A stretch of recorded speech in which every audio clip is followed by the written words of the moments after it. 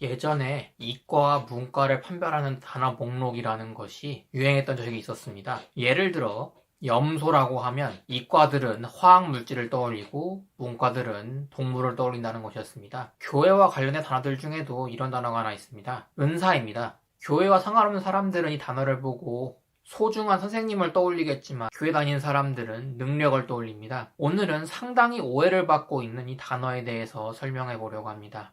은사란 단어의 원래 의미는 왕이 내리는 선물입니다. 그래서 사전에도 임금이 은혜로서 신하에게 물건을 내려주던 일 또는 그 물건이라고 되어 있습니다. 하나님께서는 왕이시고 각 사람에게 나눠진 선물이 은사이기 때문에 흠정하게는 은사가 아니라 선물이라고 번역되어 있습니다. 영어로는 기프트입니다. 그래서 로마서 6장 23절에서 보는 것처럼 선물이 재능이 아니라 그냥 진짜 선물인 경우도 존재합니다. 선물이라는 단어는 한국어에서는 남에게 주는 물건 정도의 의미밖에 없지만 영어에서는 재능이라는 의미도 가지고 있습니다. 하나님께서 태어날 때 각 사람에게 주신 선물이 재능이기 때문입니다. 그래서 Education for Gifted Children 이라고 하면 재능 있는 아이들을 위한 교육이란 뜻이 돼서 영재 교육이 됩니다. 그런데 교회를 다닌다는 많은 사람들은 이 은사란 단어를 보면 재능보다는 치유나 방언 같은 초능력을 먼저 떠올립니다. 그래서 많은 사람들이 은사 집회 같은 곳에 가서 병을 고치려 합니다. 하지만 이것은 성경을 많이 오해한 것입니다.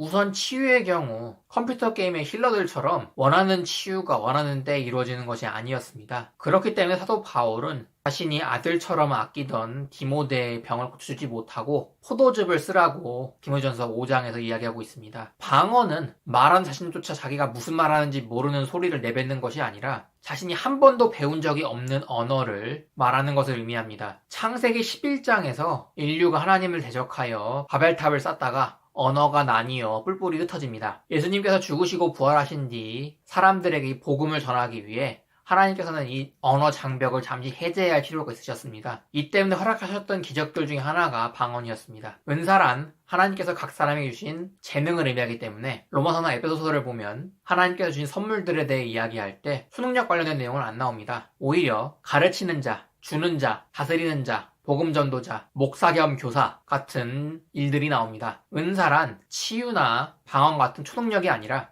교회를 세우고 성도들을 섬기고 이웃들을 돕는 데 쓰이는 각 개개인의 재능이기 때문입니다. 가르치기를 잘하는 사람은 가르치는 것으로, 그림을 잘 그리는 사람은 그림으로, 돈을 잘 버는 사람은 돈으로, 외국어를 잘하는 사람은 외국어로 남을 섬기라고 주신 것이 이 선물, 은사입니다. 은사, 선물 관련해서 기억해 두셨으면 하는 것이 하나 있습니다. 각 사람에게 주신 선물은 다르지만 다 필요하다는 것입니다. 고린도서 12장에서 사도 바울은 선물들을 사람의 몸에 빗대어 설명합니다. 손, 발, 눈, 코, 입, 이 다 다른 역할을 하지만 몸에는 다 필요합니다. 하지만 사도는 이 선물들에 대해 이야기를 하면서 가장 좋은 선물들이 있으니 그 선물을 사모하라고 이야기를 합니다. 그리고 그 다음에 그 선물을 소개합니다. 고린도전서 13장 사랑장입니다. 가르치기, 주는 것, 다스리는 것, 복음 전하는 것, 병 고치는 것, 외국어 능력 등의 사랑이 담기지 않으면 별 쓸모가 없기 때문입니다. 이렇듯 은사, 선물은 하나님께서 각 사람에게 주신 재능을 의미합니다. 이 재능은 치유나 방언 같은 초능력을 의미하지 않으며 하나님께서는 여러분에게 주신 재능을 통해 여러분이 다른 사람을 섬기기를 바라십니다.